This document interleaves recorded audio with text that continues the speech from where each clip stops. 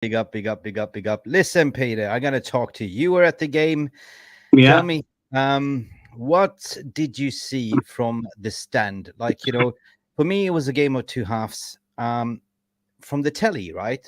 The way I see yeah. it. So it was a very sloppy, nervous performance, but we seemed to get more control in the second half.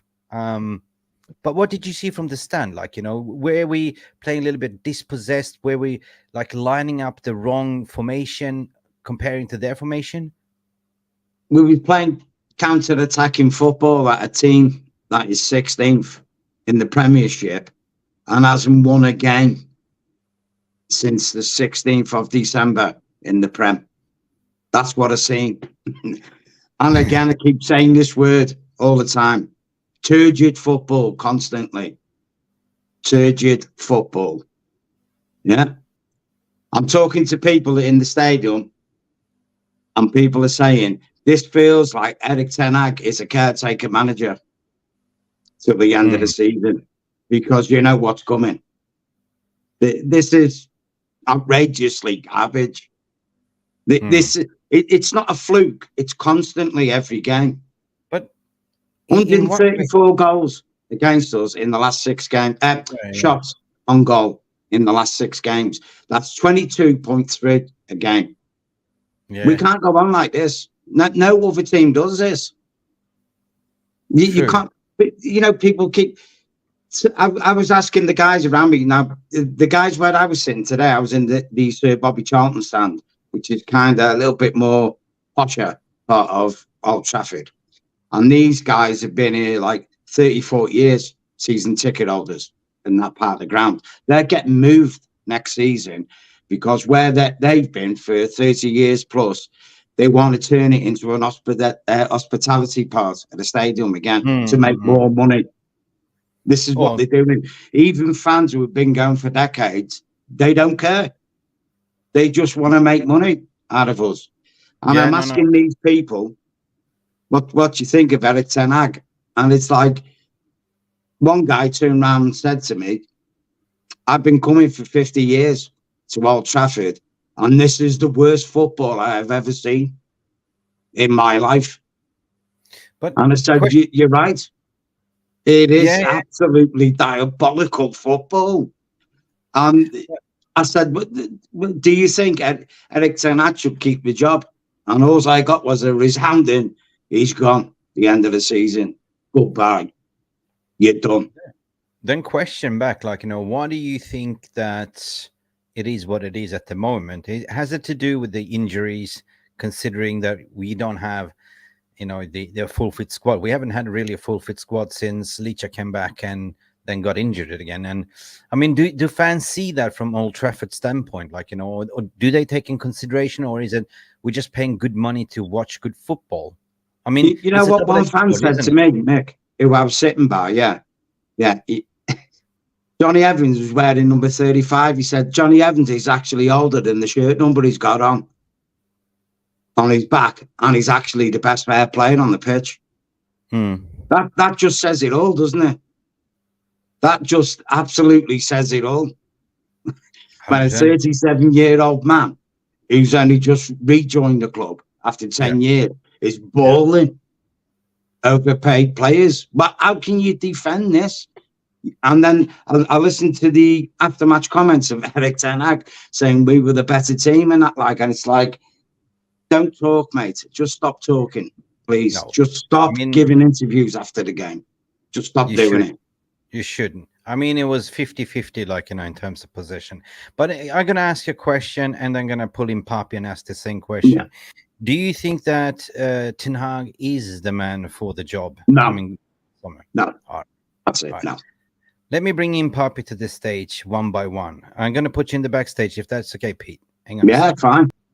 So there's a lot of questions, a lot of things that we're going to unpack today. Personally, I thought it's a result, right?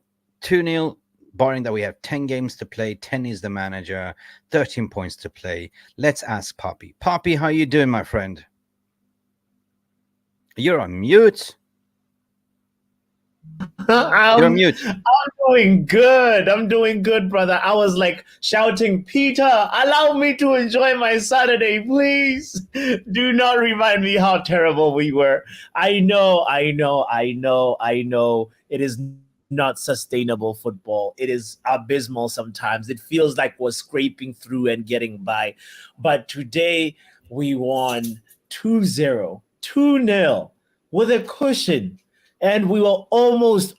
Bruno could have made it even 3-0 with that free kick. Let's just like enjoy that little bit. I understand, it's not nice, but the Antonio context of the situation is that we are in an injury crisis. We're struggling, and Martinez is a big miss. We underestimated how good or how important he is to this Ten Hag system. Now, it's his job. This part, I agree with you so much, Peter, that it is the manager's job to make sure that if a key player is missing, the whole system doesn't fall apart and look so shambolic. It does look really, really bad when we're struggling against teams that are in the lower half.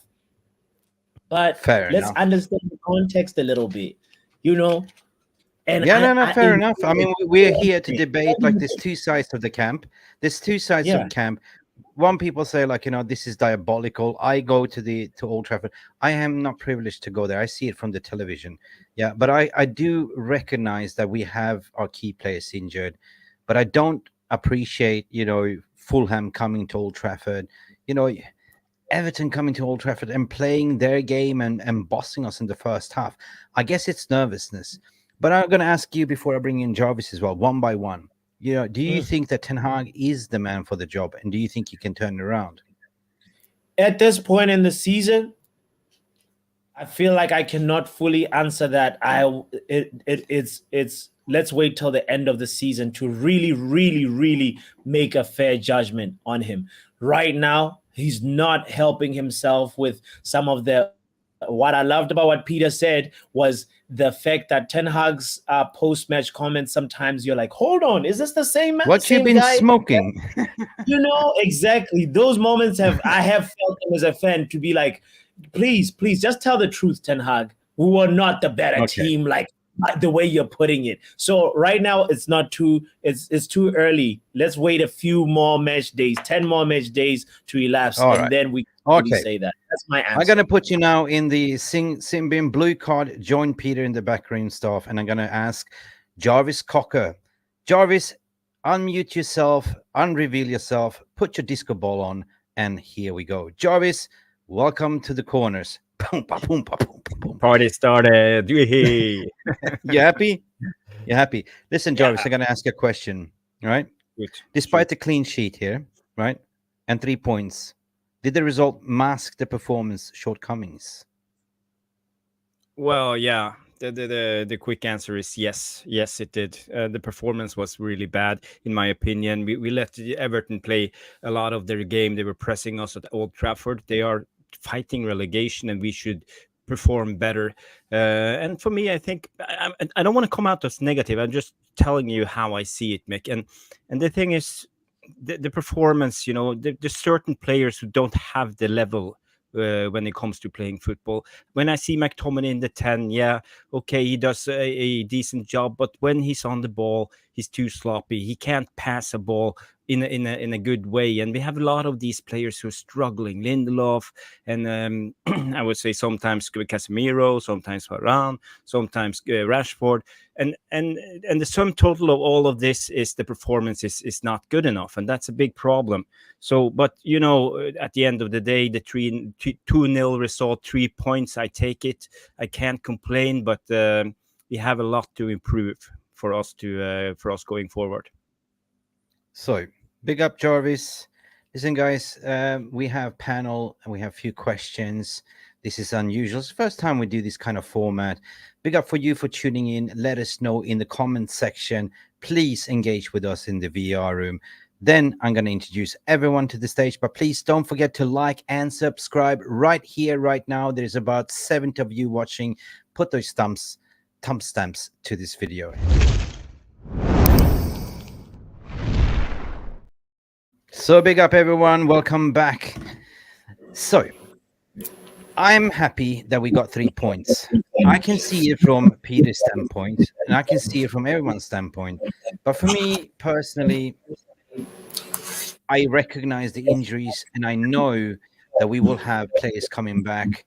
If you look at the game of fixtures, we're going to stay tuned, because they're going to present the game of fixtures comparing Aston Villa's, Spurs, and what we have. I think that Rasmus Højlund's coming back over the weekend over the Liverpool. We get Licha back. We got Malacia. We will be balanced eventually, right? It is what it is right now. But I'm going to ask you again. The general 90 minutes, Peter, you were there at the stadium. Yeah. What was good and what was bad, according to your opinion? I mean, first half, Garnacho was decent. I wouldn't say he was fantastic. He was decent. I mean, he won us 2 penalties. Possibly we could have had a third. I've had a look back at it. Might have been a bit harsh, the handball, but I've seen him given. He had 2 other opportunities in the first half. Garnacho did, to cross the ball when he was on the right wing, and he didn't. Maybe we could have just betted the game there and then in the first half, but he didn't. But yeah, he was okay. He fell off a cliff second half, Garnacho. Casemiro couldn't pass water in the first half. It was like, are you drunk, mate? No, yeah. It was like the balls are just going here, there, and it's like Scott McTominay. What can I say? Got a nice haircut now, hasn't he? Yeah. Fine. At least he's going for him, isn't he? Lindelof average. Anna made a couple of decent saves, actually. Anna did. He did. Clean sheets. Everton, I mean, looking at it from the first half, Everton were more direct. I was quite surprised how they were bossing us a bit. They got one of the guys next to me alluded, if Everton could finish the dinner, they'd be up in this game. Yeah. Because they did create some good chances. I was keen to see Braithwaite play today. He was good. Yeah, he was good. I thought Onana, Everton's midfielder, Onana was good as well. He was decent. Yeah, I mean, in the first half, both the wingers, McNeil and the other winger, what's his name? They played for Leeds. Jesus Christ. Oh, yeah, I know, He used to be in the academy as well. Oh, yeah. Garner was back. He wasn't too bad. No great shakes. I mean, the goalie, the England goalie, made a good save from Bruno. That could have changed the game. So, I mean, we're playing counter-attacking football at home, like I said, against a team that hasn't won since the 16th of December in the Premiership. It's like, you cannot let this go on. This is just not good enough. We're Manchester United. True that. And that's it. I'm sick of excuses. We've got injuries. We've got that. Look, just deal with it, Eric. Yeah. If you had an actual game plan, you'd be able to bridge the gap between your injuries. But you've got no game plan. That's the problem. And it's everyone can see it. I was near the Stratford end. They were shouting singing Eric Ten Hag's Red Army, and it wasn't very audible. I don't know whether it came across on the TV, but there's a lot of people saying he's gone. He's gone, Mike. It's flat. Okay. He's not going to make it. Jarvis, you agree what Peter is saying there? There was, what's your view on why he's kind of playing the counter-attacking style at Old Trafford against Everton, who was, by the way, setting up a low block 4-4-1-1, right? The classical Sean Dyche. Yeah, but they weren't really sitting in a low block because they were running a lot. They were running much more than us. They had players who, my God, they have legs on that team, and I was impressed how they can keep up the pressure, the high press that they did in the second half, constantly running with Harrison, Garner, Onana, McNeil, Doucouré, and all of them. So actually, I think both that they had a decent game plan, not sitting deep, but I would call it mid block and sometimes pressing high, but they had legs, they had the stamina, and we look knackered all the time. You see Casemiro, he's red in his face, hanging with his head. He's huffing and puffing. The same with Mainu today. Even he is getting tired. McTominay, Bruno, the usual ones who are like Duracell rabbits who always runs, even them. And today I would say I was a little bit disappointed with Ten Hag. You do your first substitution at the 78th minute, subbing off Casemiro for Amra Mainu for Amrabat. And Everton had been bobbing us around the second half. So for me, again, the in-game management from Ten Hag, I'm critical. Yeah. Terrible. Poppy, can I ask you a question? You did a watch along, of course, close eye. What's your thoughts on the way he's set up in the first half versus how we played in the second half? Did you see any difference? It felt like the difference came more from the players.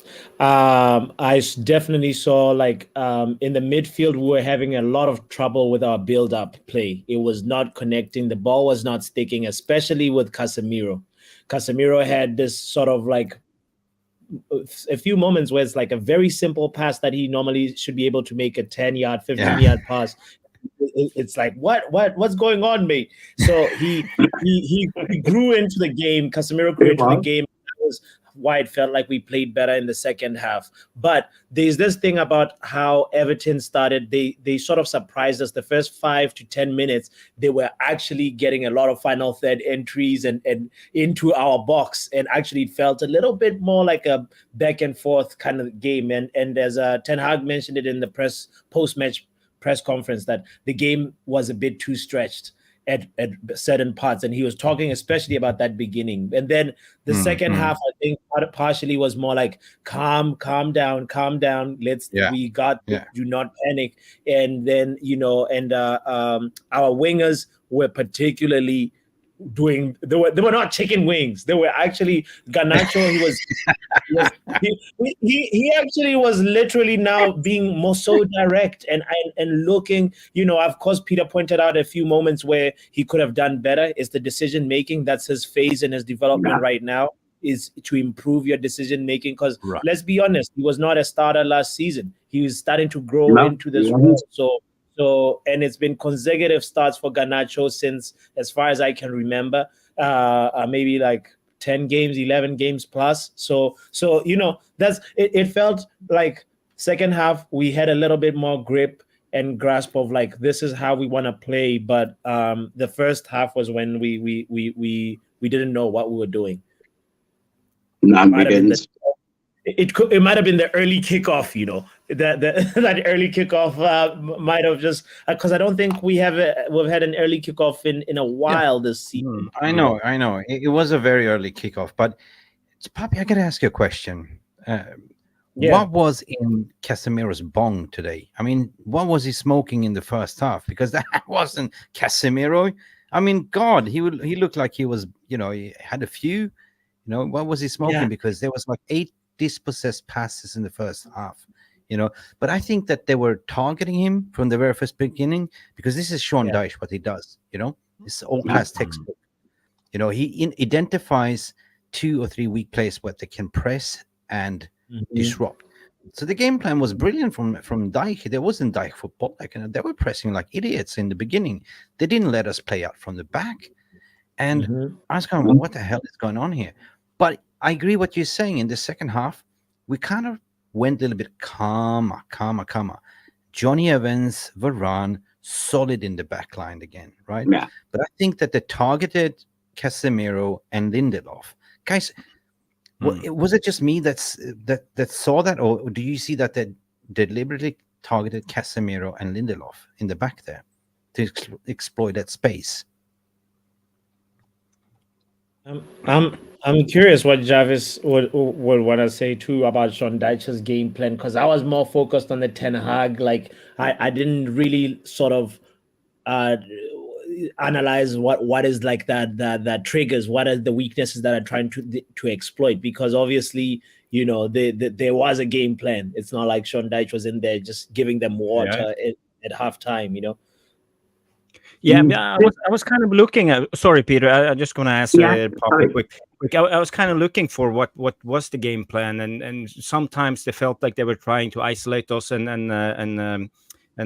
like triple up on the flanks, but sometimes they did the same in the middle. So for me, it was just about legs and running. They were actually running more than us, especially in the second half. So, but you know.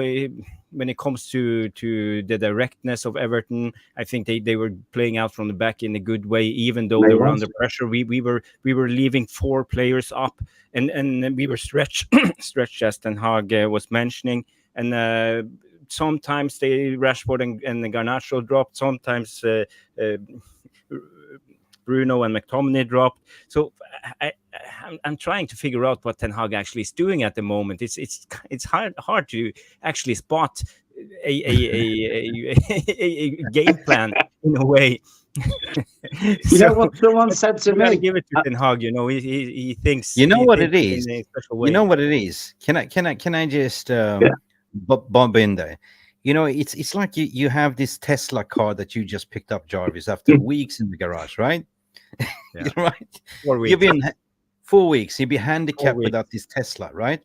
And Tesla is your autopilot. It has everything. You know, it's the comfort, right? That's your game plan A, right? But instead, it's been broken. It's been taking time to get all these spare parts. So what? They loan you out a Volvo or a Skoda, whatever, and you have to drive this to work day in and day out. It's not the same output and performance, is it? Right? No, it doesn't do what you want, right? And that is what it is. Like so how can you expect to get maximum performance of your Skoda or whatever you're renting, where you know that Tesla is there waiting to be repaired? And that's what it is. We're hopping on one leg. It's a good point, Mick, and I agree what you're trying to say. It's difficult to do the same with a different group of players, and they obviously not good enough, and that's a big problem when it comes to quality on the ball technique, the passing, how much they can run, their football intelligence. There's a lot of things, but for me, you know, it comes down to the system, and I think that all of the players in the squad of 20 to 25 players should know the system. Because this is their job. They can watch the television or YouTube or a screen and learn where to move. Okay, if you're a left back, usually Luke Shaw plays there. Lindelof sometimes play left back. Okay, he needs to understand what are you doing if Rashford is high up the pitch. What are you doing if Casemiro is out of his area? What are you doing if your center back is overrun? You know, and it shouldn't be that hard. You know. You're a professional football player. You're doing this 24/7, year in, year out. So for me, I'm a little bit disappointed about Ten Hag, and he needs to get the players going, and every one of them needs to get going and understand how the system works. Right. You know what? Listen, just hang on a second. We've been 25 minutes into the stream. I just want to say big up for everyone that's tuning in the VR room. I can see you. Legends are here. Neil Driscoll is here. Rush Mano is here. Also, one of my good old mates. Where are you? Where did you go? Where did you go? From the man, Solo. There you go, man. Oh, the Man United agenda. Solo. Big up, Solo. How are you doing, good old mate? Let us know if you want to come in and have a chat. I can post the link to you, brother. Anyway, what I was going to say, guys, one of the guys next to me at half-time, I said, sum up Eric Ten Hag football. Obviously, you've been going since he's been manager. He goes, you know what his football's like? He goes, it's like someone's handed you a jigsaw puzzle in a box. They've took different puzzles, shook the box up and went, go put that together. And as you're putting the pieces together, you're going, there's the Eiffel Tower. Oh, that bit's Big Ben. That bit's the Leaning Tower of Pizza. Nothing makes any sense. Nope. No. That's the analogy you give me. And I thought, you know what? That's right. That isn't it? You know what I mean? When you think about, when you deep it, it's like a jigsaw puzzle with the wrong pieces. You know, have you seen this movie with Lady Gaga and what's his name? The country singer that was an alcoholic, right? I'm on the deep end, watching you drowning in the shallow, la la la la low. We're in the shallow, I don't have a right? lighter. There we Rush Maynor gifted 10 bloody memberships, and here we go. Boom, laka, laka, laka, boom.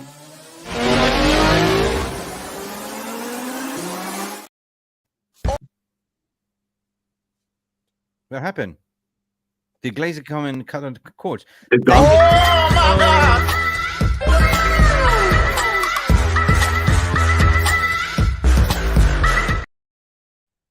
Oh my God! Oh my God! Okay. It's enough. Yes, big up, The membership? big up, Can Rush you Maynor. put your reading glasses, Jarvis, on, or should we dig it out? Yeah, I can read them out. Okay, Oh, yeah, give me. good Okay, stuff, we have good. Nicholas got a new membership. We have Yale Malmin Pepperoni Pizza Madhouse with his crafty comments. Craig Warby, the one and only. Nico AV, Atruikan Best, Edward Reed, Joseph O'Hanlon, and Ashid Mia. And Dane 73 as well. Big up, everyone. Thank Rush Maynor for his membership contribution. Yeah. Rush Maynor, you are a legend. I believe Rushy also went to the game. Guys, we can argue to the blue in the face about the style of play and everything else, and we can do the pots and pans and all.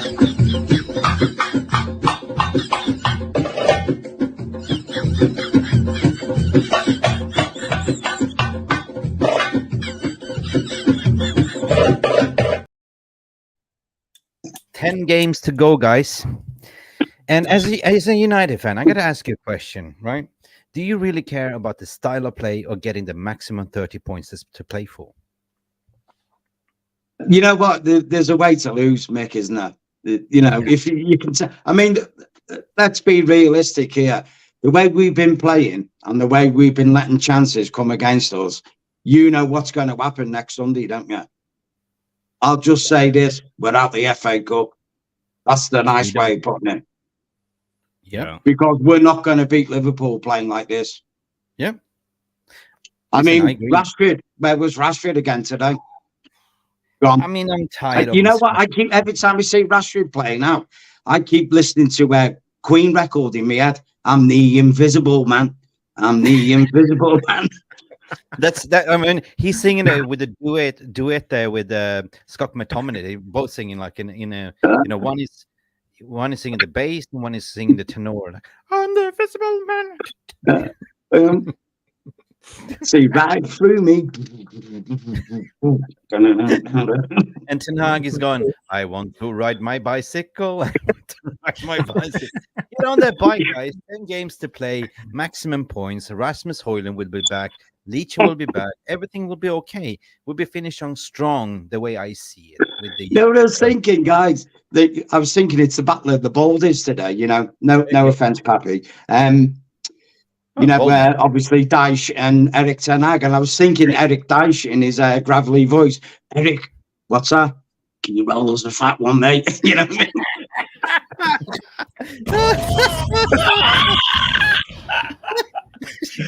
That is hilarious. Before we come out for the second half, let's the after match interview. Hey, Eric, can you recommend what you're smoking? Is it from Holland, from the red light district?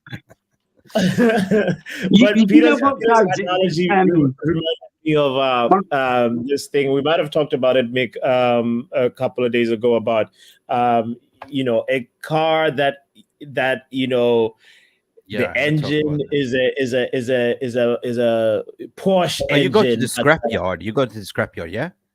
That's what. Yes, it's a car that's basically, our club is basically a car that was assembled at the scrapyard. If you have a friend that owns a scrapyard, you'll pretty much understand this. You know, you see this ones with the door is yellow. It's a Toyota door, and then like the rims are like BMW rims.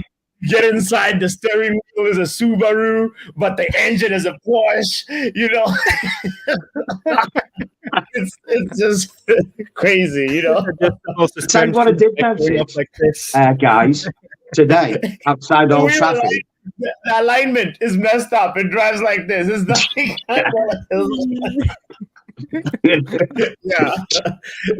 It's basically that. We have some players that can, a handful of players, a few of them that can play possession-based football, but because we're stuck with players with a skill set that only highlights transition football, that's why we so much just like fall into this pattern. Why I was actually really surprised when Ten Hag said the phrase, "I want to make us the best transition football in the world." He said those words, and I was like, but I guess he's buying into, okay, we want to make sure that it's a high tempo type of game, but at the end of the day, I want to be able to see Manchester United dominate and be able to assert themselves and be able to see we are at home. We don't care who you are. Fulham, Man City, we are at home. All that is going to get there. We'll get there eventually if we manage to get the players with the right skill sets that really can look like Tesla that's from a Tesla shop and not assembled at the scrapyard, Yeah. But true. I mean, that's such a great analogies. But it is. Our season, we never kicked on this season. It's been like it is what it is. So 10 it's games never got going, just has it? see it out, guys. I'm just saying, see it out, take a mental break, and let's assess it in the summer, right? Second half was more of a pragmatic approach, controlling the ball. Thank God, because we were so sloppy, hot potato. So it was more, we could have gone up 3-0, but we were more, I was proud to see that we could actually see out the game. And Jarvis was texting me, why the hell is not doing substitutions? Because, and then you see, wait a minute. Yeah. Taking up Kobe Mainoo to protect him and putting in a Amrabat. And then he did 3 subs. So I think it was pretty cool. But I want to talk about Johnny Evans. Johnny Evans, he's a red. 36-year-old. He got the most singing man, today. Yeah, I can hear that, man. You know what, Mitko? I don't know whether you've seen it on TV. Pete, can I ask you a question when you're there? Can I just say this quick? On at the game, Johnny Evans, I think it's about 20 minutes into the second half, he was on his own shears after he'd made a tackle, crouching down. And I was thinking, he's got an injury here. And he was like kind of holding his right hip and that. And he brought Kambala on for him with about 10 minutes to go. And we were saying, you know what, take Evans off now because he looks like he's struggling. You know what I mean? And he kept him on longer than what he should have been, in my opinion. So I don't know whether Evans has picked an injury up or a slight knock. Yeah. No, but he cannot play fucking full 90 minutes, to be honest. And it happened last game too. He took off Evans for Kwambala. So it's good. Yeah. You give Kwambala a few minutes. But you know what? Question back to you. Would you give him another extension? A 1-year extension? Yeah. Right? Would you? Jarvis, you? Yeah, definitely. He's earned it. Keep Johnny Evans. Yes, I would keep him for one more season. I was watching Stephen Housen had a stream about Johnny Evans, and he made some good points about Johnny Evans. And the only thing that worries me if we keep, let's say, Lindelof, Varane, or Maguire, or all of them, then we should get rid of Johnny Evans, because I don't want Johnny Evans, 37 years old, next season to block, for example, Kwambala's way into the first team. But I would rather keep Johnny Evans than Maguire and Lindelof, in my opinion. Yeah, that's it. Yeah, good backup, isn't it, Jarvis? Yeah. At the fourth or fifth centre back, that will be a good role. And I think he has a vital role in the dressing room too, because of his experience. He's the last player who won the Premier League under Ferguson. We all know what he's been through, and he has a lot of experience. So I think he's kind of a semi coach when he's on the training field too. Yeah, that's it. That's real good, valid points. I entirely agree. I want to say, I just created a poll. But by the way, before you continue, I created a poll, guys. Would you keep Johnny Evans for one more year? Just a poll is running right now. Go ahead, Poppy. Yeah, I mean, before Johnny Evans, I saw you had highlighted a comment from Mark saying, "So, what are you saying about Ten Hag?" The whole point about Ten Hag was just give him until the end of the season, and then from there, like, we can assess how his work has been this second season, and also now to judge him on his style, we need to make sure that we get the players that support his style, right? Because as we talked about, it's a whole mismatch, mixed bag of players that we have that do not complement each other. Yeah. On the Johnny Evans point, for me, I'm more on the train of Johnny Evans has been great. He's been fantastic, but it might be time for him to, he's got a good mentality that you need in a squad to stay ready, to stay like sharp, and every time when you're called upon. I mean, we remember the goal that Bruno scored, and Johnny Evans provided a really nice lobbed long pass from the back, and that was like, okay, all right, you can fill the Licha void for a little bit, but we know we can't rely on him just playing week in, week out. So he's a good person to have in the training atmosphere as well. So I however want to make a case for Willy Kambwala, as somebody has mentioned. If you look at Liverpool has this guy Jarrell Kwanzaa, or is it Kwanzaa if I'm mispronouncing his word? He's a 21-year-old center back who's been there with Konate, partnered with Van Dijk, and that boy is being given so much time to develop and really, really, really show the Liverpool fan base what he's about. And Willy Kambwala, deserves that too. I think it has to be a little bit of a Johnny Evans can be a mentor, but he shouldn't block Kambwala's progression. No, I agree. He shouldn't block anyone. He could be somebody in the dressing room. You know what I mean? A sneer. I mean, Mark in the chat knows my thoughts on next season.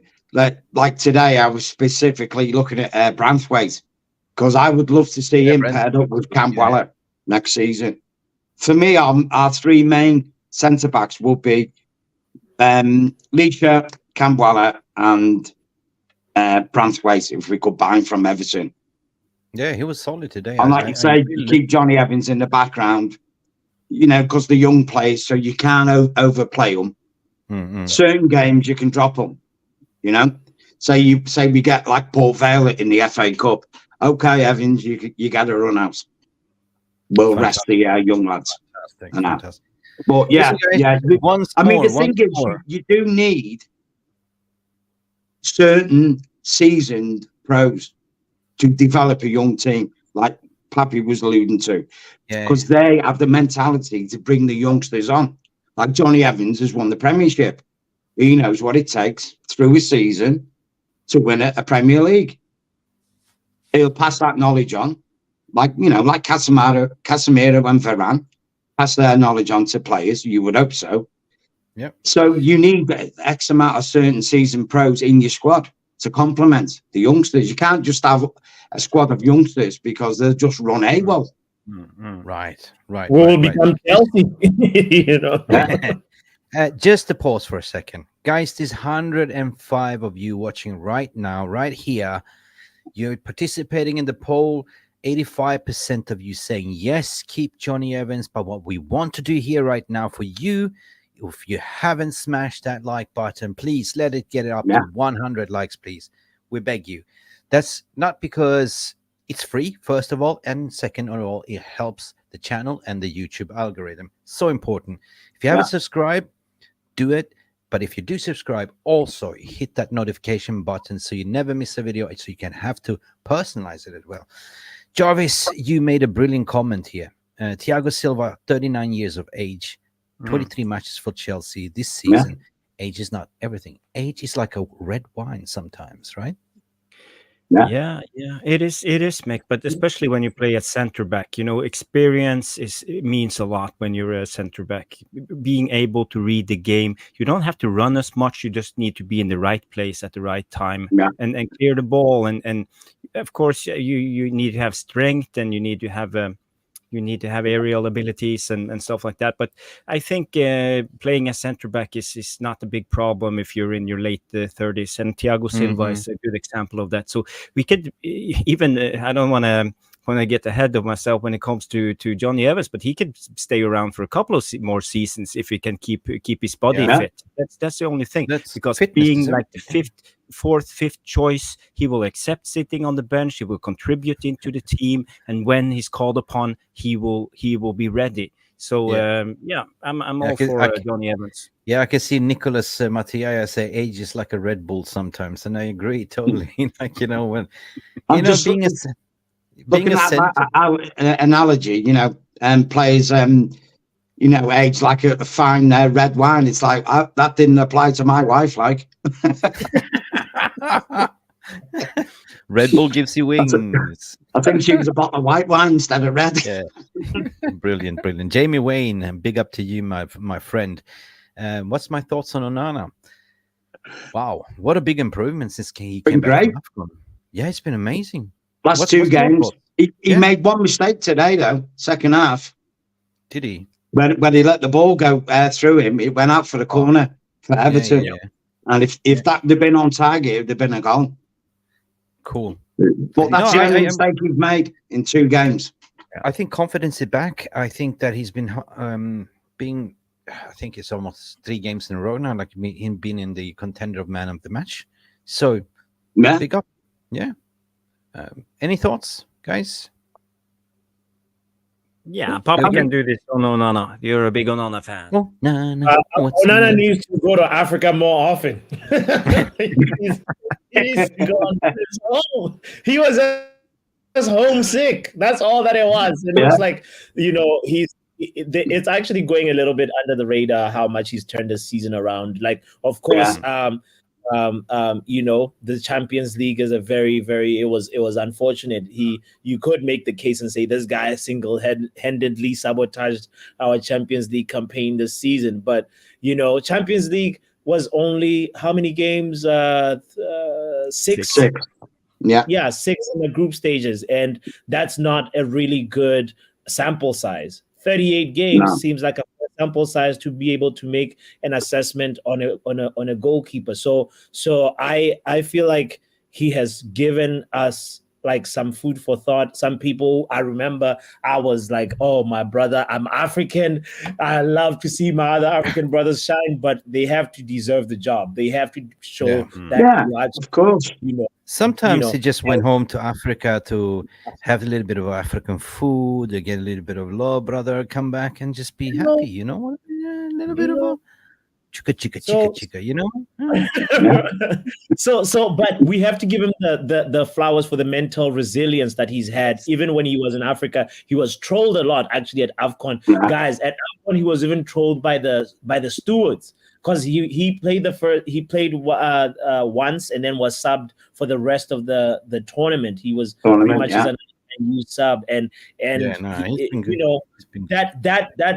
also can put you on a negative downward spiral. So he actually has a lot of mental strength, and that's the type of player that I feel like we need to keep around. So keep going. He needs to go for the Golden Glove. Jarvis, how do you guess? I mean, also though, Pappy, can I ask a question? Sorry. It's difficult to be a solid keeper when you haven't got a set back 4 in front of you as well. True that. That is a major problem for the keeper. Yes. Now I'm going to ask Jarvis the question because Lily is very scientifically. How do you gas a banana? I don't know. A banana. How do you gas a banana? But I agree with Poppy's assessment. I think he's been brilliant lately, and credits where credits due. He had a bad season up until the last month, I would say, and now he's really performing well, and he's becoming the goalkeeper. I can actually see him being a Man United goalkeeper for the years to come.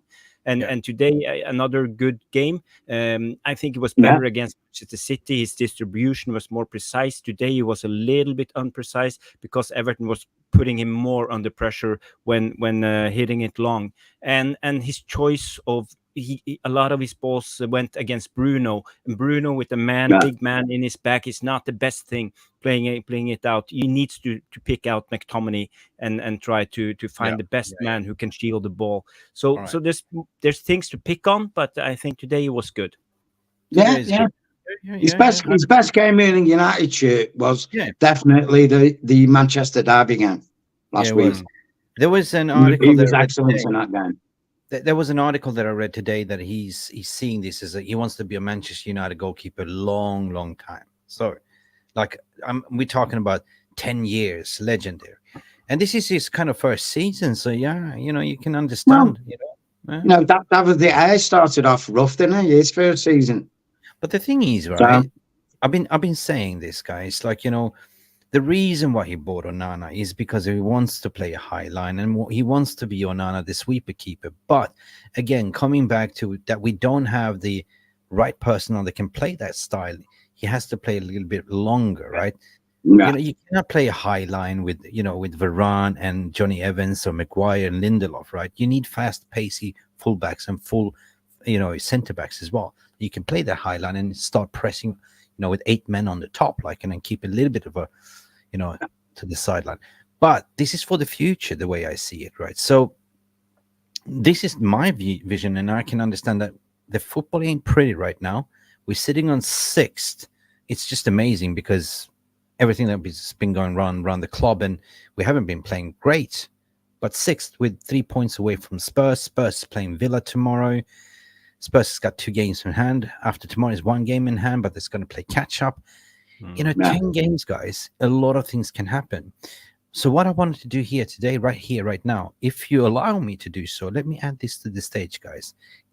Can you all see this? This is thanks to the brilliant Jarvis head. I almost said cockhead, but I didn't. Jarvis Cocker. Sorry, man. Yeah, I love you, bro. It's fantasy football page. So basically, you find it online. But yeah, you can take it away, Mick. Yeah, so basically, we finished off today with a victory over Everton. So if we then focus on Manchester United column in the middle, right? I don't know if you can see it. I sort of highlighted there are kind of the difficult games. I mean, Chelsea is away. I think we can do a number on Chelsea, 100%. They did a little bit of a yo-yo. Brentford just... No, we're not going to beat them. Brentford made it hard for Arsenal today, yeah? We might, but that's on the 30th of 30th. But, March. Guys, Højlund will be back. So we will play more differently right now with the center forward 100%. But what I'm going to focus on, Liverpool is on the Sunday 7th of April at home, Old Trafford, right? We can do a number on that. We know we can do that. If it's an Anfield, it's difficult, but this is at home, right? We have Newcastle at home as well, and Arsenal also at home, 11th of May, the second game or third game of the season. And by Arsenal, that could be a seasonal decider who's going to win the league. And if we can get into 5th or 4th, according to my opinion, because by then we should have all the players back. Licha, maybe Mason Mount, maybe, the full squad, right? We will finish off with a nice bird. Right. Let's park that in the middle. Let's walk you over to the left. Spurs, let be Spursy, right? So Villa and Spurs are playing tomorrow. Something's got to give a point. Somebody's got to lose, 100%, right? But if you look at Spurs, they got Fulham away, difficult. Luton is always Luton. The shooting, right? You know what I mean? West Ham, not a joke either. Spurs, West Ham, there's always West Ham is always every London team's bogey team, right? Newcastle, Manchester City, Arsenal, Liverpool, Burnley, Sheffield, and finish off with Chelsea. They have fucking difficult games if you look at it, right? Just City, Arsenal, and Liverpool in a row, right? So there's 100% 9 points lost there. Boom. You may argue to the point, right? 9 points, right? So we got 30 points to play for. You go look at Villa from the right hand. Let's shift over to the right hand side, right? Okay, we know they're playing Spurs tomorrow. Then have West Ham away, Wolves, very tricky as well. Manchester City, Brentford, Arsenal, Bournemouth, Chelsea, Brighton, Liverpool, and Crystal Palace. So, if you see this balance right now, do you see what I see? If we just stay focused, just look at ourselves, getting the right mentality play back into the helms, because in the middle of this we have an international break as well, right? Yeah. So it's not doom and gloom. That's what I'm trying to say. If you look at it this way, but I believe the fans tend to look at, oh my God, we only look at Manchester United. Oh, this is like how we're playing right now. But for now, right here, right now, it's a results business. It's to get maximum points. I want to hear your thoughts. Of course, yeah. Peter, let's start with you. Do you believe we can do a number here? If we can find consistency, we can do, yeah. Of course we can. Nothing's impossible as long as it's, point-wise viable, you getting there. Obviously, we've got to rely on teams to drop points. That goes without saying. But I was just looking at the Tottenham fixtures there, Mick, and you said Man City, Arsenal, Liverpool. That's 9 points they lose. I'm like, when was the last time Spurs beat Arsenal? It's true then. No, but we can get fifth. I think it was black and white, wasn't it? I mean, we can do, yeah. But we can do. I'll go through on current form. I can see us getting beat at Brentford. Right. Okay, 30 points to play. Chelsea, we could win. Liverpool will lose. Bournemouth could be a draw. Newcastle could go either way. Burnley should beat them. Palace going to be fighting for relegation. Tough game. Arsenal probably in a title fight. Going to lose. Yeah. Brighton, end of season, probably win. Sheffield United, they're done. Again, it could go the other way because they've got nothing to lose. Once you're relegated, then you play with no fear, dear, because you're done. You're dusted. Okay. Will we pick up enough points from them? I think we're going to fall short. Okay, Pete. Before I move on, how many points, according to your opinion, 30 points to play for, how many points do you reckon Manchester United can pick up? We'll pick out of that. Okay, then I'll go say 3, 4, 5, 6, 7, 8, 9. I'd say 18. 18 points out of 30. Ooh. Yeah. All right. Go with your Pops. On current form. Obviously, there's a long way to go, isn't there? I'll finish up with Pops. Guys, in the VR room, please let us know how many points do you reckon Manchester United will pick up over these maximum 30 points.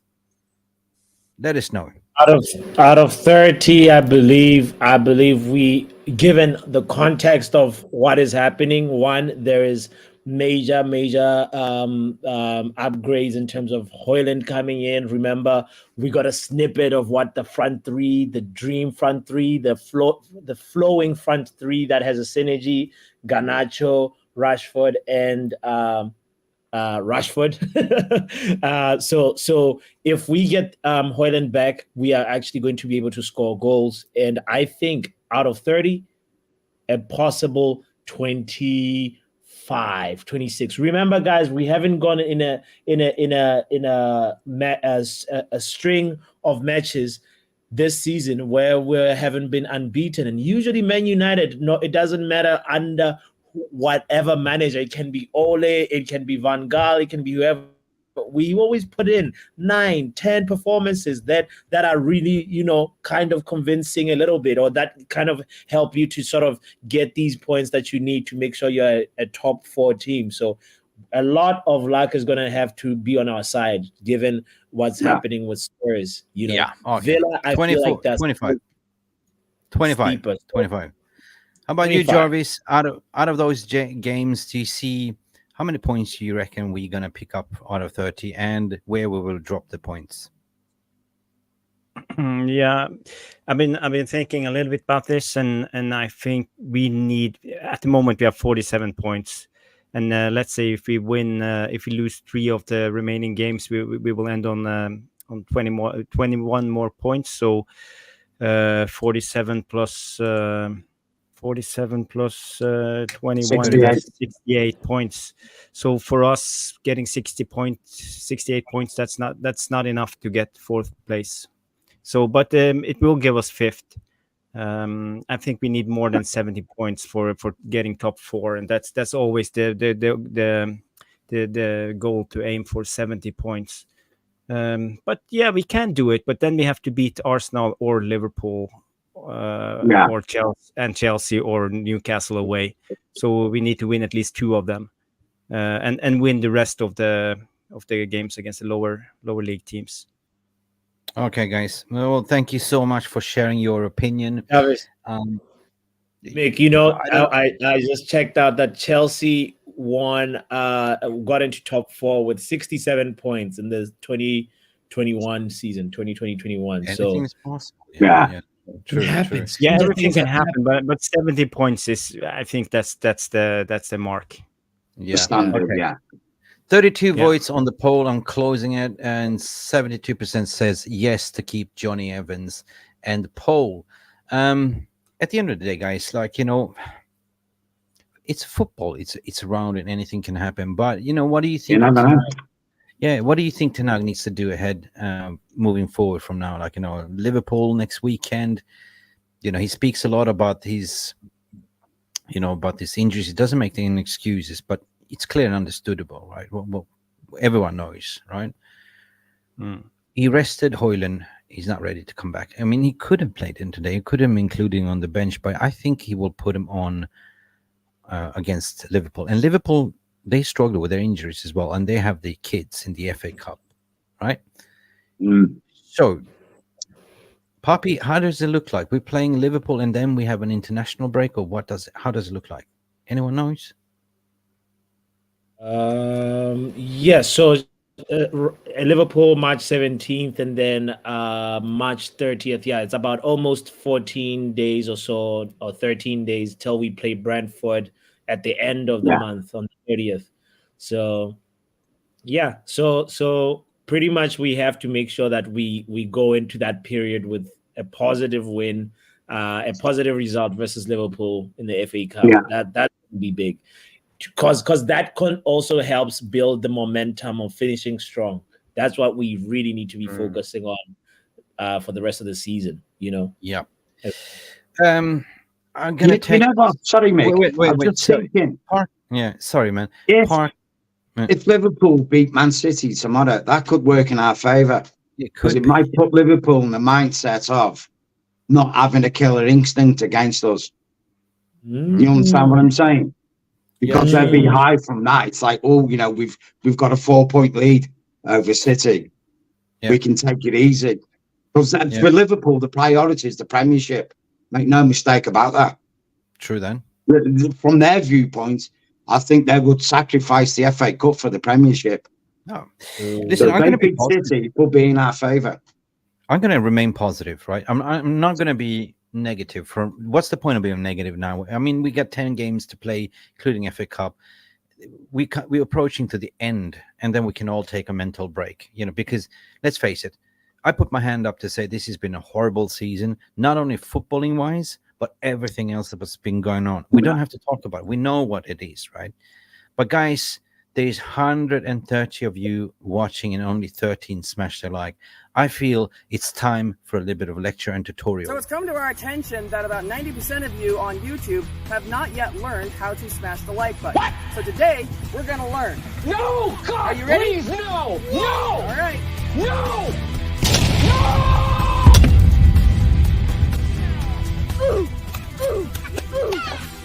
And that is how you smash the like button. Hit the like button. What did I say? Hit the like button. Exactly. Don't forget it. Nice. So, did everyone smash the like button, or did you learn something from this tutorial? Smash it, guys. Listen, it's been great energy. I don't know what you say, Poppy. You know, what do you feel in general? Do you just want to see us, like, you know, get as much as bloody points as you can and just finish off and go to the transfer market in the summer window? Like, So the mission is simple. It's try to sort of make sure that you finish the season strong. What do you need to do that? You need to make sure that the positive momentum keeps on building. Because let's be honest, 2023 was not nice, but 2024, the calendar year, not has been a little kind to us. And of course, we have had the Fulham blip, we've had the Manchester City Derby Day disaster, but we were kind of sort of expecting that anyway. So right now, finish the season strong. Out of 30 points, let's try and aim at least for minimum 20, 21, 22, 23 points. That's really where we have to be focused on. And I'm more like on the trying to figure out what's going on too with our left back situation. We've all just been like, this whole season has been, Ten Hag has been looking like, that what's his name? Mr. Bean. He's trying to fix this, something else goes. He's trying to fix the midfield combination, and then like the defense line also. It's like, what is going on here? So just try to just finish the season strong, eyes on the finish line, get everybody as fit as possible. I if train a little less if you have to, but the main point is just finish strong. The one thing we don't want tomorrow, Pappy, is Aston Villa winning. No, we don't want them. We don't want them winning tomorrow. I'll take a draw. A draw would be great for us. A draw, actually. Yeah. Jarvis. Yeah, we spoke about Tesla and Skoda and stuff like that, and you're talking about left back situation, and I would just say that it's like you had a flat tire, and when you have that little spare tire, that little thin one that doesn't really fit, and you keep driving until you get your Pirelli tire back. You know what I mean? It's that thin, like unbalanced, and that's what we've been on the left back situation right now. Right? It's not the original tire; it's that thin one. You're supposed to drive maximum 500 kilometers on. But I heard today, speaking on the left back situation, everybody knows that we sent Reguilon back on loan when Malacia and Luke Shaw was injured, and that was a bad decision. But I heard it somewhere today that there was the medical team that said to Ten Hag, told him that they would be back. There were no serious injuries. So again, it's the way our club is run, and we have people with who lacks competence in certain roles, and again, the medical team are screwing us over on the left back situation right now when we're fighting for the Champions League spot, and it's very difficult, when we have medical team. I'm not singling them out in a way, but they have to do the job properly. And now we have Luke Shaw and Malacia out. And when will Malacia be back? No one knows. An ACL injury with an operation. His knee is not good. Will he ever be back? I'm starting to wonder now. Yeah, but Lindelof. I just want to finish my point. Lindelof, he's been doing a okay job. He's not a left back. He's doing a okay job. But he's not the same as Luke Shaw or Malacia or Reguilon or a proper left back. He doesn't bomb up on his side and contribute when he's going forward and stuff like that. But he's good to have, and at the moment I'm glad we have Lindelof because he's a versatile player and he can do a job when needed. So big up to Lindelof for actually doing a job. I mean, we were saying in the stadium today that we don't want Martinez back for the rest of the season because he's had his metatarsal, he's come back and had another injury. We were saying it's best just to put him out now till next season. Let him 100% get over the injury. Because if we bring him back again and knock him back again, it could be the end of his career. That's what you're gambling with. It's like, just put him aside. We've coped without him per se, so just finish the season as we are. Yeah, let him get fit, and then we can kick on next season with him. No, and the worry is, Peter, is if we rush him back, he will get injured again and miss pre-season, another season, and we will have a player like Bailly, like Rojo, player who will always be injured and never really recover from the injury. And we don't want that. Lindelof is more important.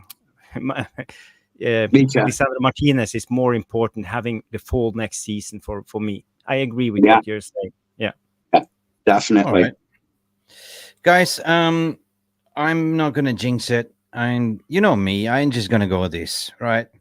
I'm gonna go to the footballing gods, and I'm gonna say, how many points are we gonna be able to salvage out of this team? You know, we have maximum 30 points, right?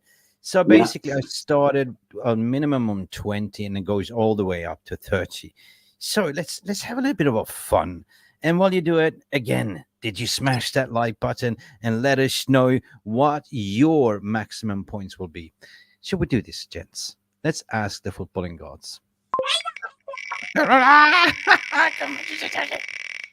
Let's go. What is the footballing god saying? Are we going to get 23 points? Is that enough? Is that enough? Yeah, that's enough. That's enough. I think 20, it will be enough. So let's hope the footballing god are right. But if we go by Peter, who is also a god in his robe, in a way, I think he's right when he says 18. I think that's much more realistic. 18, okay. Yeah. I might get giddy, man. 10 is the manager, 10 games to play. Maximum, you maximize 30 points. Come on, Poppy, you can do this. You'll never know. You smoking? I know it's being really wishful and hyper optimistic, but I think we have to be realistic and realize there's gonna be teams that are fighting for relegation, teams that are, you know, these matches are actually very difficult, you know. And when as we've seen how Everton has been the whole bottom of the table was upset by the FFP as well while playing against FFP. So this is Can I ask you what do you think? What do you think is playing on Ten Hag's Spotify list right now? I can tell you he's listening. Living to on a prayer.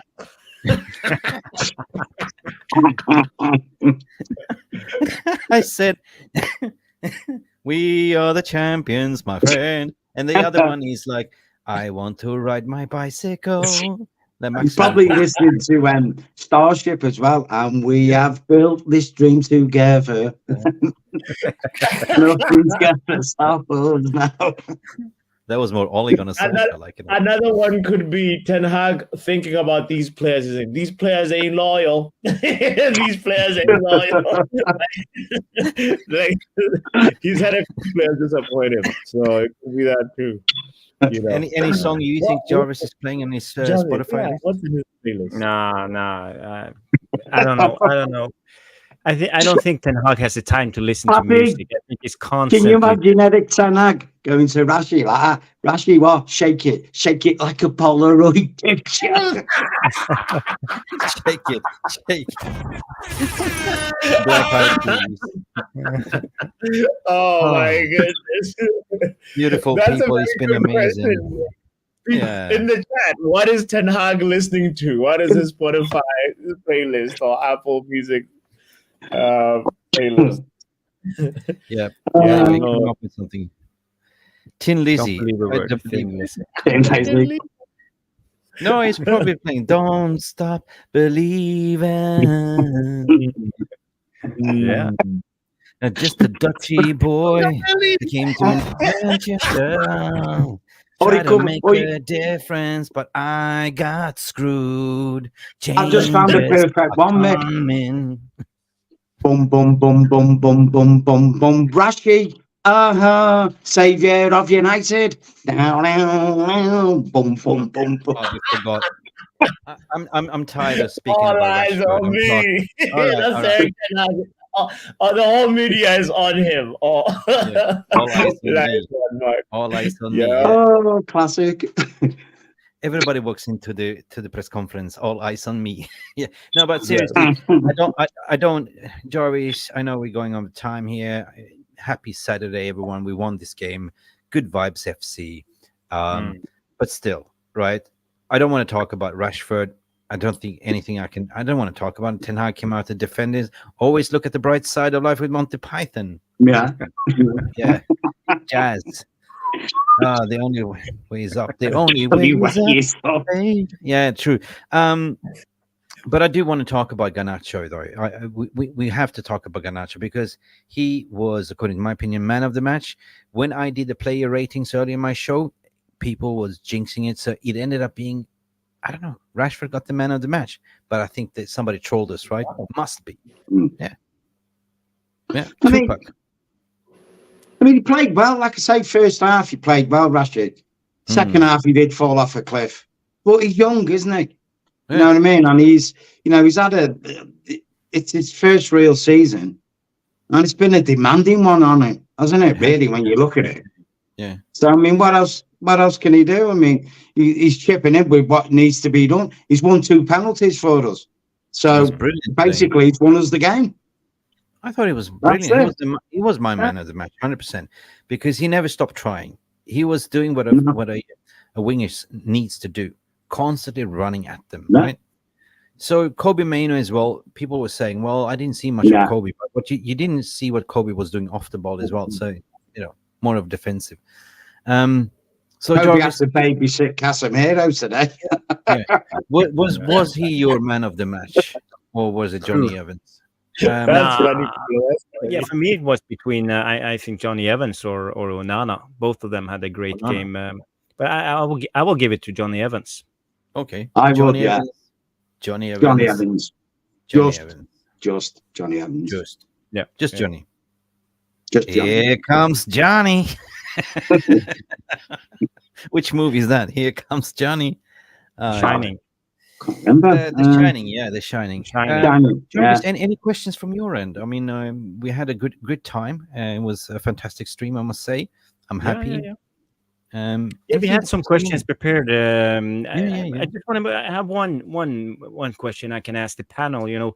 We conceded 23 shots. We always talk about the shots conceded. And it raised the question: is Ten Hag overreaching with his expansive style of play? Should he be more cautious and play more, I would say, defensively? I would, because you know what, Jarvis, this is why I said we'd get 18 points out of 30. Because if we keep leaking the shots like we're leaking, they're going to cost you games. You're going to come across Ivan Toney next, Brentford. You know what he's going to do, don't you? To us. Liverpool. You know what they're going to do, Arsenal. You cannot let these boys have this amount of shots at the target and think they won't score, because they will score. That's the point. Yeah.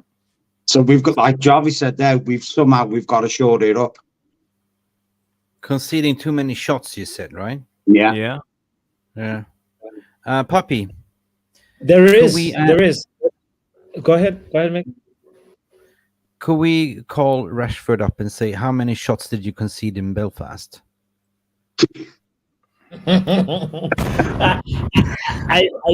the thing. How many shots can you take? That's Rashford. That's why the question we ask Rashford. But the point that you're bringing up, Jarvis, it's showing there's a systematic error, a consistent systematic error that is shown by every time Ten Hag plays against it doesn't matter the coaching system. If the deficiency is a constant, then it means that Ten Hag needs to address it. There's a systematic error. It's not the tools, it's not the players, but it's how he's arranging the players. And Peter brought up the jigsaw analogy earlier on in the conversation, and there is something that is jigsaw-like in the way that other teams are able to just cut through us, and we're not as compact as we were last season. Last season we're not solid, and of course, Casemiro is a big part of it. The jigsaw applies to the players, Puppy. Yeah. But it's that thing. It's the arrange of the jigsaw puzzle as well. It's not just the jigsaw piece. It's like he's the one who's supposed to let them know, like, okay, these situations, this is what you have to do. Now, it feels like Ten Hag is a type of manager who sometimes subscribes to the school of thought of like the players will figure it out. I've given them enough tools to figure it out, but these players don't have that kind of IQ. I think I once remember words from Arsene Wenger one time. He said something that was like this: football is not a chess game, it belongs to the players. Coaches are the ones who analyze how to use the players. Yeah. Right. Yeah, So the that's good. coach is, Yeah. you have to know what are you doing when you're arranging the pieces in this way, because while you're trying to maybe maximize your attacking output, you're also compromising your defensive stability. And Ten Hag, Mr. Bean thing, he did too much and messed up on the defensive and made us less compact. And that is a systematic issue he has to address. Whether we have a Leacher or no Leacher, we don't have another player that's Leacher's profile. That's another problem. That's not on Ten Hag, that's on the club. But the main thing is Ten Hag should realize that and be like, okay, if this is the case, what do I do so that is to minimize the damage? You know, that's what the good managers do. Yeah. All right. Mick, you haven't been able to say anything today, so you've been being a host. So, do you have an answer for Ten Hag's expansive style and how he can improve? Or for me, I already said a lot of things, right? For me, it's just not about talking; it's about asking the questions. But if you're asking me the question, I agree. What Ten Hag doesn't really care at the moment, like how we play. For him, it's all about getting the maximum points. Yeah, you're mute. So, Jarvis, you're mute. Yeah, I was just talking to Philip. Sorry, about that. I was just going to say, when it comes to this type of style, and I've been trying to figure out why is Ten Hag letting all these shots coming through all the time, and I've been looking a little bit on the statistics, and what I found out, for example, today, 10 of those shots were blocked, not saved, and stuff like that. So we are in a way fairly comfortable sitting back into our own 18-yard box and receiving those shots because we are blocking. We are working together as a unit. And I think Jarvis, you remember Andre Onana's bicycle kick from outside the box? That's considered a shot, right? Continue with your point. Sorry, I just wanted to highlight that. The thing is, when it comes to his tactics, what he tries to do, I believe, when we play counter-attacking football, when the opposition is attacking us, we drop down to lure them up to the field and leave a big room in behind for us to run into. Right. You saw today one incident when Rashford was caught offside on the halfway line. Yeah. And we always have a gap. And against Manchester City, we had the same. Sorry, guys, I've got to go. Yeah. Okay. Cheers, Anyway. Peter. Big alien. Cheers. When Manchester City, we had the goal when Bruno received it. He was on on the halfway line when he ran into the opposition area. So we always have a lot of space to run into, and I think this is what Ten Hag is trying to recreate all the time by dropping deep to get a lot of space. No, so you're absolutely right. I mean, he accepts that they can have a shot at us when we have 10 men in the box. Yeah, that's why I said, too many shots. I mean, that's why I'm going to ask Marcus Rashford, how many shots did you concede in Belfast? 20, 30? Because we are absolutely conceding too many shots. But as what you said, he feels not confident with Johnny Evans and Varane, and as we are defending as a compact unit, and 100% Onana is being in a much, much better form. But what we're missing is that water bottle effect. You know what I mean? That you're following the defense and you tack. where the water bottle goes, where the ball goes, you follow, right? The midfield has been the problem all season long, because it's that, there should be a 30 meter, not minimum 25 meter gap between the center defender and the attacker. So everyone should follow, right?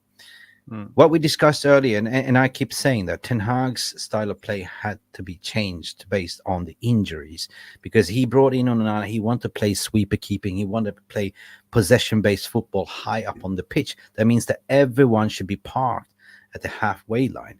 But if you're going to play like Maguire, Evans, slow defenders, you can't do that. All of a sudden, you have to play that style and just ping it up long balls, picking up long balls. So we cannot play out the back 100%. So for me, what you're asking the question is 10 games to play, 30 points. And for me, it's just survival football. It is about getting maximum points available, right? At the end of the day, football is a results business. So can I swallow this pill? 100%. I could. Could you? Some people are saying, oh, there's no style of play. But fuck me. It's like getting into the top 4 what matters right now, right? And that's what I want to say. Big up, Kevin. Big up, Van Cam. How you doing? Yeah. Come on, United. Come on, Kev. Listen, guys, if you want to come in and have a say before we leave, we'll paste the link in the description. Otherwise, it is pretty much time to say goodbye, right? So what's your thought process regarding this puppy, Botswana? Yeah, so I'm actually a little bit like, I hear what Jarvis said about yeah, we have bouncers, but that of center backs that Ten Hag is comfortable absorbing, or rather he's saying give us the shots so that we can be able to like win the ball and and then try and counter you guys, gain more space, but also I'm thinking this is a little bit anti-Ten Hag football. What I feel like is part of the hallmarks of Ten Hag football at United. He said he wants to cause high turnover football, like high turnovers, fast transition, and sort of pinning the opponent, like from the mid-block position, trying to pin them into their half. That's sort of like that boxer that's like not defensive, but it's more like in your face, trying to make sure that you are in your space, in your side of the pitch. That's usually like what I feel like he wanted to achieve, right? But is he doing this out of a consequence? What Big Up Mark is doing this? Is he doing this intentionally or unintentionally? Is it because like of the center back profiles that we have? They're more is the center backs themselves that are like saying, all right, cool, let's go a little deeper and become pillars, or what? I don't know. That's sort of like what's in my mind, given what Jarvis just said. It's just been like, I don't really want to, I just want to park. There's a lot of water's been running on that bridge. I just want to look forward. I want to be positive. And the one that's been influencing me is Mark, sitting there right down here. He's been the most delusional United fan, but delusion is something what I call positive. You can smoke some weird shit from Jamaica, you know what I mean? Or, you can smoke some weird shit in Thailand as well. But at the end of the day, what's delusion? Every fan is delusion, right? You lose one game, but still, like, you get pissed off. You do. But as soon as we're getting closer to the game time, you're getting more giddy. And it's like, we can do that. And that is delusion, isn't it, guys? All right? Yeah, more or less delusion a little bit. I mean, positivity at the end of the day is like, we are fans at the end of the day. So when, like Mick might say, as a Ronaldo fanboy, I might say, Papi is a fanboy for Messi, but at the end of the day, we still fans at the end of the day. We love the beautiful game, and the game is not a perfect game. Just supposition, Papi, hypothetically speaking, it's not a fact, you know what I mean? But I just saying, so at the end of the day, like Jarvis was saying earlier, which I was really like what he was saying about the team and the performance, Ten Hag not doing too bad, the team kind of comfortable with the shots that we conceded, which is not great, in the sense that, even if half of the shots are being blocked and only like another half of those shots are actually on target, it's still a little bit a lot, because, the more clinical teams might punish you for those situations. But at the same time, Ten Hag kind of changing it according to what he has available to him to use, because we injury stricken and down to the bare bones. And I feel like we can't actually expect these players to come and provide the same kind of impact that some players like Alessandro would provide coming out from the defense, because, he marshals the game quite like Johnny Evans, but he also has more mobility and more energy. And then he has this kind of, for me, this intensity that is strike fear into some of the strikers coming at him, because they know he's going to clatter them. You know what I mean? Yeah. So I feel like sometimes it's more like we're missing players and certain characteristics in the squad that is give them a chance, at maintaining a certain fear factor in terms of the opposing teams that we're facing. But, coming on to what Mick was saying, in the running of games, it kind of favor United when you look at the 4 games right before the last four games in between the last 6. You know, those 4. You know, the teams above us possibly will drop at least minimum. Let's say it's 6 to 9 points because it's 4 games and possible 12. You know, Spurs facing Newcastle, Man City, Arsenal, Liverpool. That's like 4 intense games, 3 different styles of thought in a row. Yeah, you know, physicality, possession, high intensity, and then a bit of both when they face Liverpool. So, and Villa is not too much different.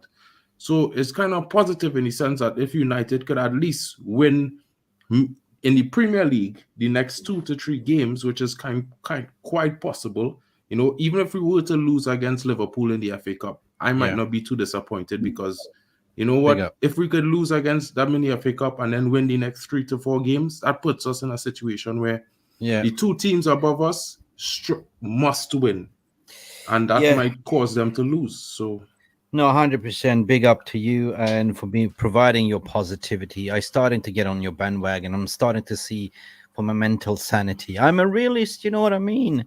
But I'm tired of being like, you know, tired of pointing fingers of Rashford conceding shots in Belfast and everything that's been going on, all these allegations here and there.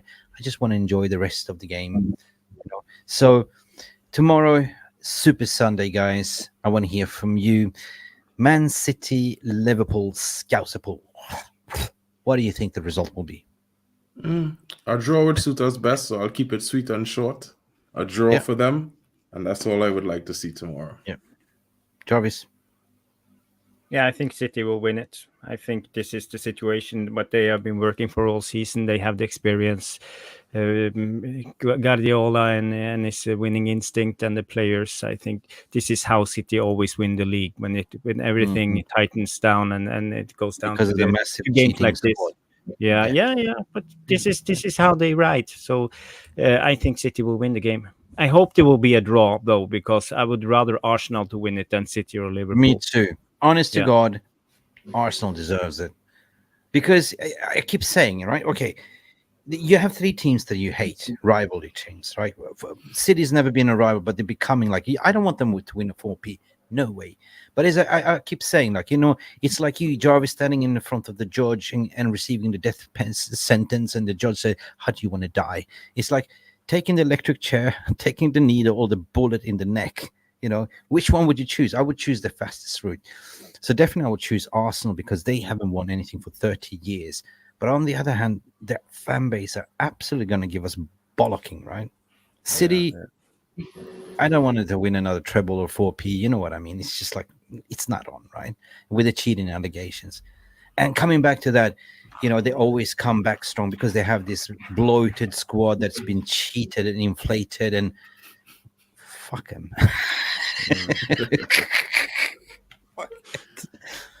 All right. Anyway, Villa, do you expect a draw, or do you reckon Villa Spurs will win?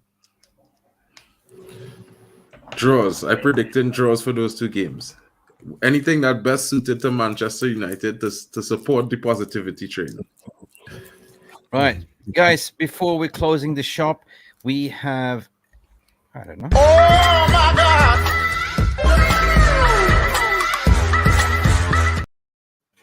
Yes. Get in there.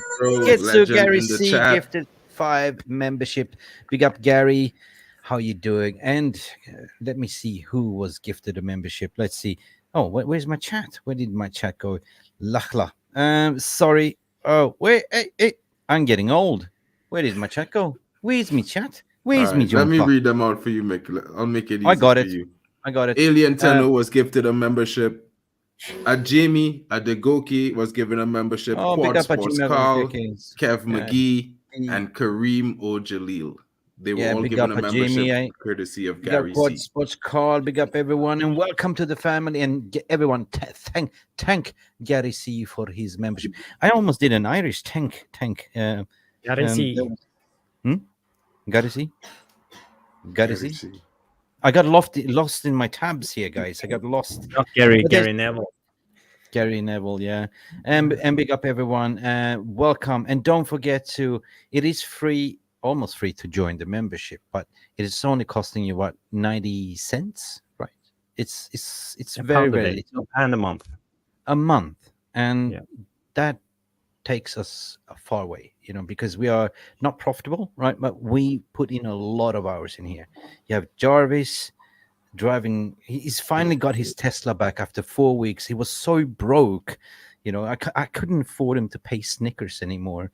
And finally, he got his Tesla back. Poppy, big up Boston in the house.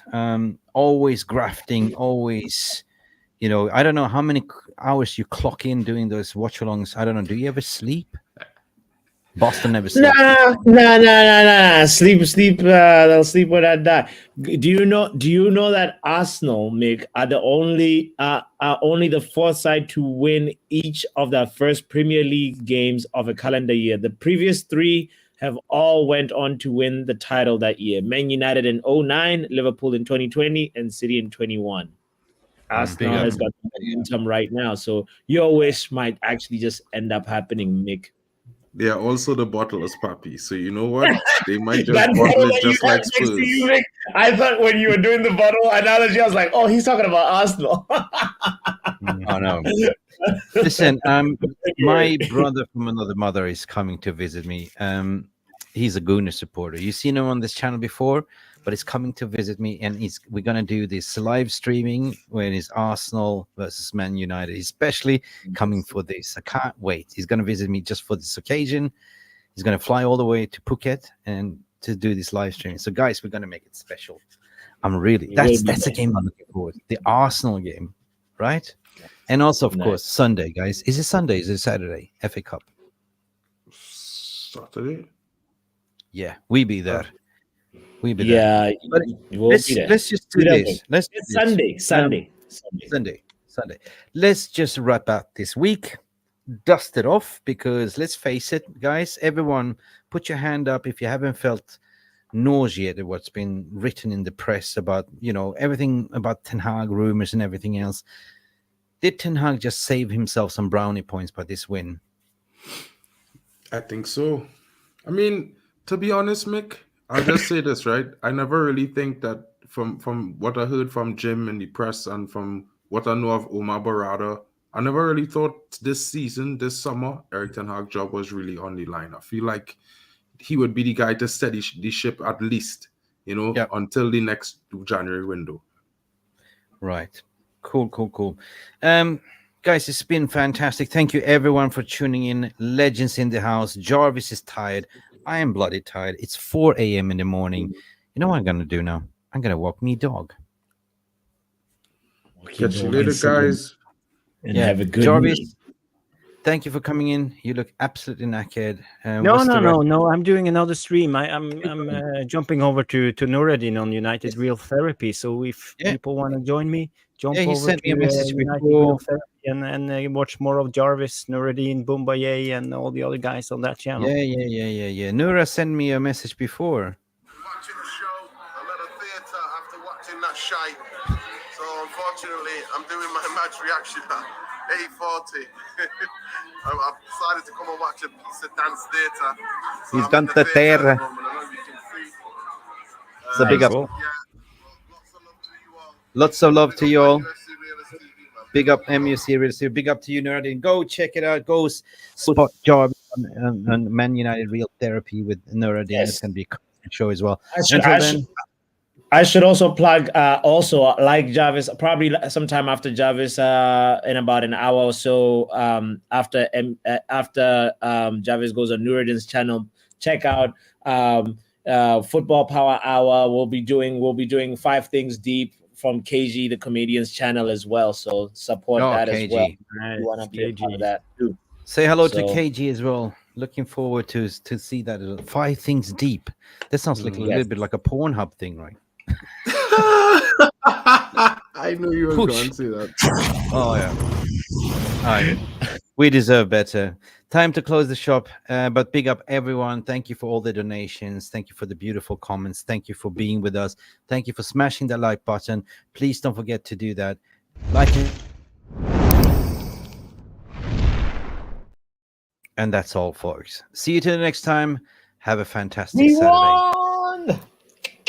Thank you so much for stopping by and watching MUFC Realist TV. Don't forget to like and subscribe and follow us on the socials.